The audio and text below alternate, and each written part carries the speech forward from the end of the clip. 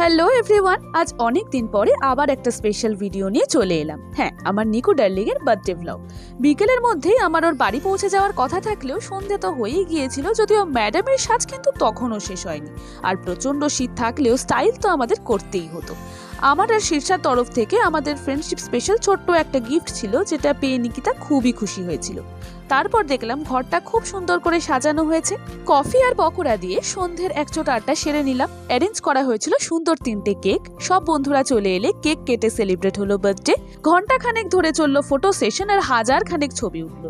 বেশ কিছুক্ষণ আড্ডার পর শুরু হলো আমাদের পাগলামি আর নাচানাচি। তবে ডিনারের মেনু ছিল বিশাল লম্বা।